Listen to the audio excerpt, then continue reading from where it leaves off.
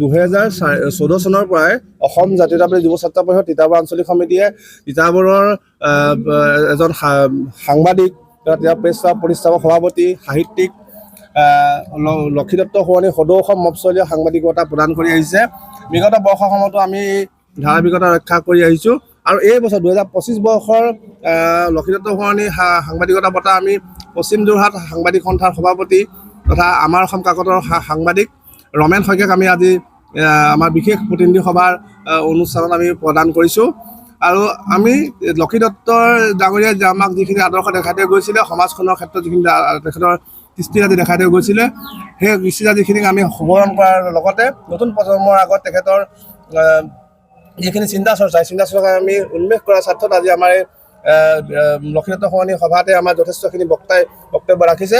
আমি আশা ৰাখিছোঁ এই আমাৰ সভাখনত যিখিনি বক্তাই বক্তব্য ৰাখিলে বক্তব্যখিনিৰ পৰা সমাজৰ আমাৰ যিখিনি ব্যক্তি ইয়াত আহিছে তেওঁলোকে উপকৃত হ'ব বুলি। 2014 চনৰ পৰাই অসম জাতীয়তাবাদী যুৱ ছাত্ৰ পৰিষদ তিতাবৰ আঞ্চলিক সমিতিয়ে তিতাবৰৰ এজন সাংবাদিক, তেওঁ প্ৰেছ ক্লাব প্ৰতিষ্ঠাপক সভাপতি, সাহিত্যিক লক্ষীদত্ত সোৱণী সদৌ অসম মফচলীয়া সাংবাদিকতা প্ৰদান কৰি আহিছে। বিগত বৰ্ষসমূহতো আমি ধাৰাবাহিকতা ৰক্ষা কৰি আহিছোঁ আৰু এই বছৰ 2025 বৰ্ষৰ লক্ষীদত্ত সোৱণী সাংবাদিকতা বঁটা আমি পশ্চিম যোৰহাট সাংবাদিক সন্থাৰ সভাপতি তথা আমাৰ অসম কাকতৰ সাংবাদিক ৰমেন শইকীয়াক আমি আজি আমাৰ বিশেষ প্ৰতিনিধি সভাৰ অনুষ্ঠানত আমি প্ৰদান কৰিছোঁ।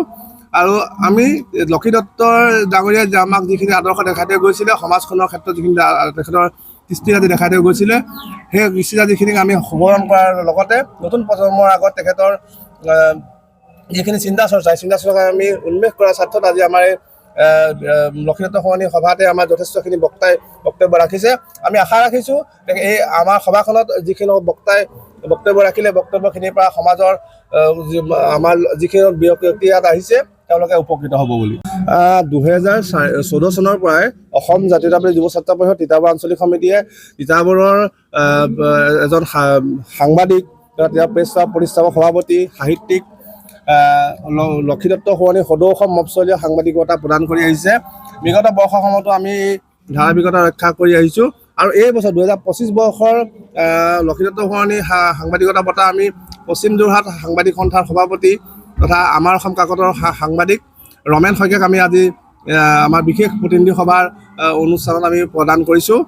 আৰু আমি লক্ষীদত্তৰ ডাঙৰীয়াই আমাক যিখিনি আদৰ্শ দেখাই থৈ গৈছিলে, সমাজখনৰ ক্ষেত্ৰত যিখিনি তেখেতৰ কৃষ্টিৰাজি দেখাই থৈ গৈছিলে, সেই কৃষ্টিৰাজিখিনিক আমি সোঁৱৰণ কৰাৰ লগতে নতুন প্ৰজন্মৰ আগত তেখেতৰ যিখিনি চিন্তা চৰ্চা আমি উন্মেষ কৰাৰ স্বাৰ্থত আজি আমাৰ লক্ষীদত্ত সোৱণী সভাতে আমাৰ যথেষ্টখিনি বক্তাই বক্তব্য ৰাখিছে।